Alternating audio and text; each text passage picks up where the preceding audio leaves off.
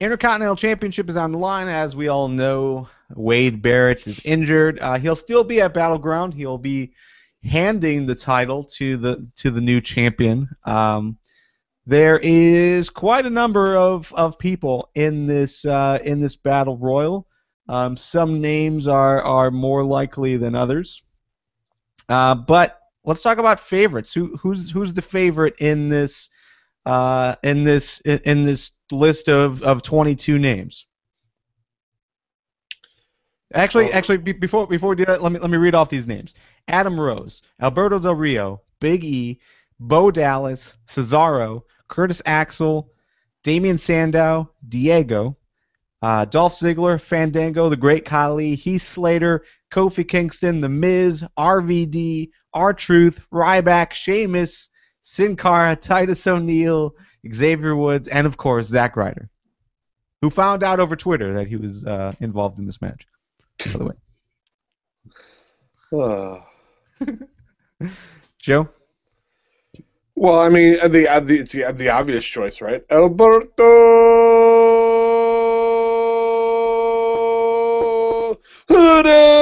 No. I've got to go with Cesaro. Cesaro needs that breakout moment. Although Big E's standing strong.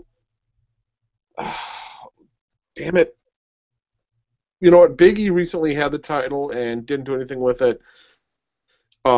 Sheamus just had the U.S. title recently, so I'm not really going to go with him, even though... Recently, you mean he's still holding the title? There you go. I just... When Sheamus appears on my TV, I fast forward. I am so sick of Sheamus. I'm tired of it. I can't stand the guy right now. Does he even come down with the title belt? I don't know. I fast forward. On Raw? I think so. Like, ever.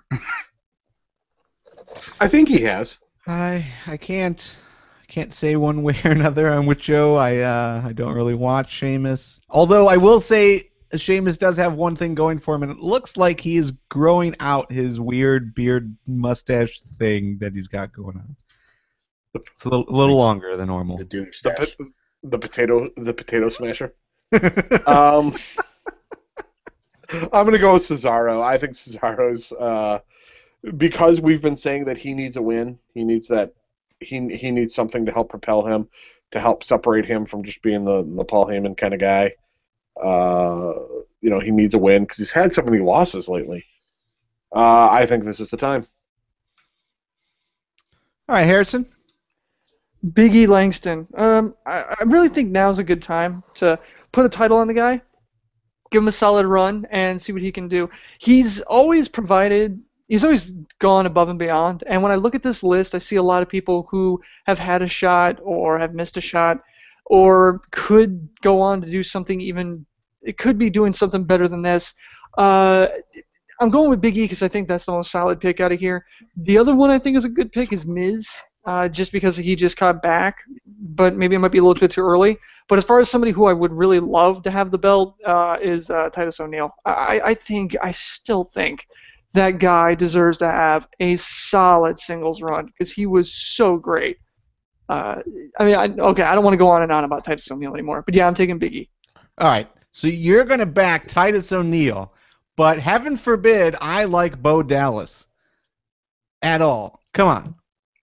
Well, you can't really like him that much. I mean, we'll get to that in a minute when you go over your pick, but...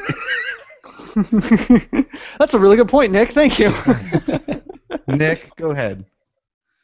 I think Cesaro is going to pull out the win here. He seems like the most obvious choice as far as his status as a Heyman guy or ex-Heyman guy, depending on how that whole thing shakes out. And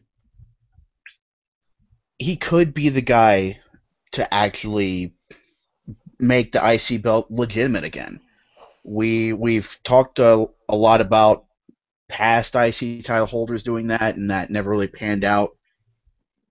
It's just like when we asked if Cesaro had what it took to survive being left by himself. He definitely has the tools. It remains to be seen whether the booking and WWE management will go that way. But out of all these contenders, I think Cesaro has been built the strongest of late. Even though he's been losing matches, he's always looked dominant, especially when he destroyed Kofi after Kofi pulled out the win. I think he's got the best chance out of anybody here.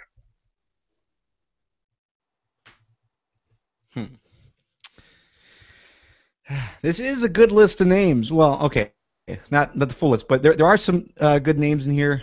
Live chat is talking about that too. Just names of guys that you would like to see move forward and get this shot. Big E is a good name. Bo Dallas, I think, is a good name, but I think it's too soon. Too soon to put a title on Bo Dallas. And he doesn't need to win to continue his singles competition streak.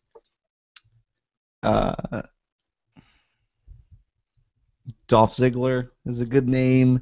Miz, I think, is going to be the dark horse. I think it's going to end up being Miz and Cesaro as the final two.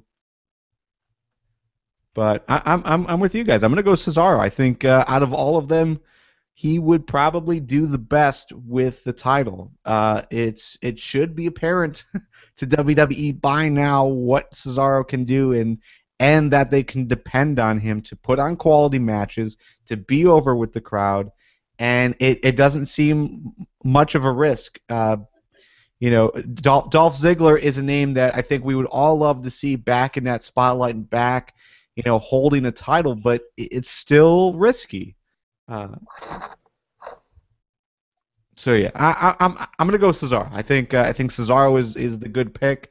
And if they do move forward with him no longer being with Heyman, I think this would be a great test to see how he does on his own for a little while, at least through SummerSlam. So I'm gonna go with Cesaro.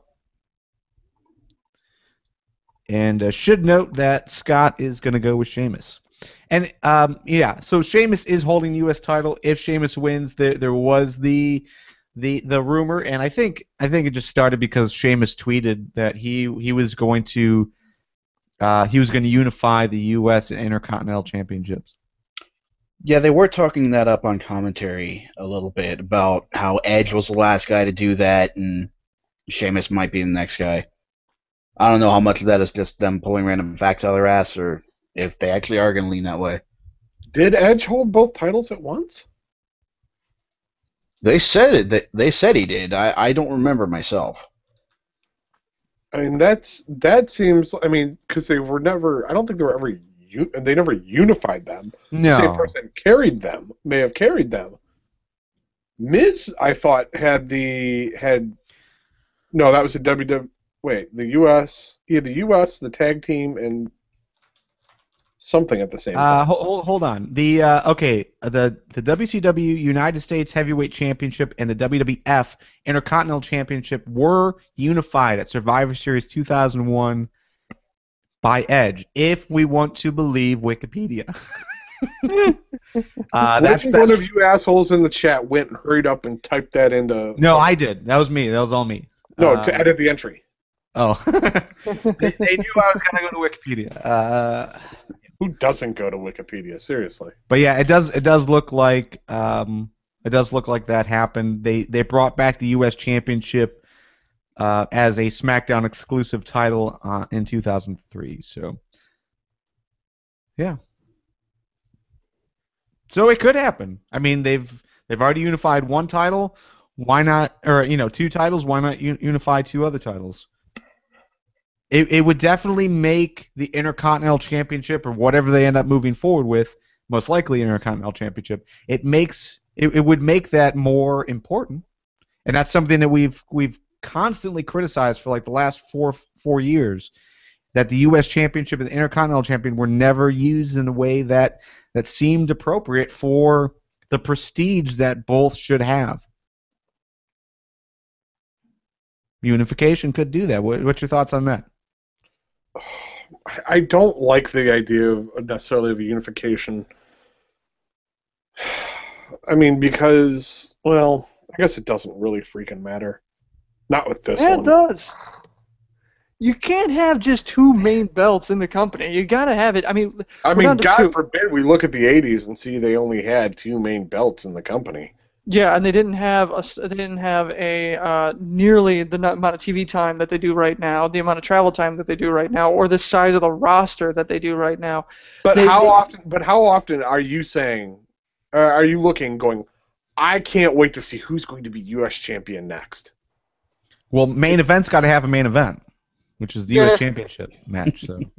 No, Right, so I mean that's really it. It's not. It doesn't seem to be much of a stepping stone. It's just, hey, we need to put somebody on this show. Yeah, fucking might as well unite it. Yeah, I don't really like the fact that the WWE title and the World Heavyweight Championship are unified, because I think there are two tiers of top guys. On the top tier, you have Cena, Orton. You did have Punk. You might have a couple other guys that could legitimately be in there.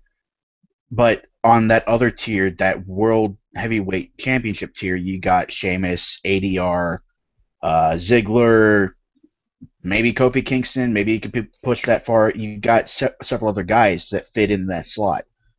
As far as the mid-card goes, IC title might have been ranked a little bit higher than the U.S. Championship, but there's a big gap between how the top titles were seen and the mid-card titles were seen. Having an IC title belt and a US title belt, that doesn't help anybody. It should. It really should be helping somebody. But the fact that nobody's using them well is, like Joe said, why not? What's the point in having two if you're not even going to push either well? You might as well just have one. Yeah, the only way that I think that having these titles at this point will make them more relevant is if we go back to the brand split. Yeah. Outside of that, I mean, because then you had the championship, the world championship, and the U.S. title. So the U.S. title then functioned just like the Intercontinental Championship with the WWE title, or vice versa, whatever. But I mean, it was a mid-card title and a world title for both shows. Now it's too much. I mean, maybe it'll raise the value if they're unified and there's only one mid-card title. I mean, another solution could be that creative could do its job and book well for both, but I mean, since that's never going to happen. Or we go back to the Attitude Era where we had the Light Heavyweight Championship, the European Championship, 6-man tag championships. MTW Podcast.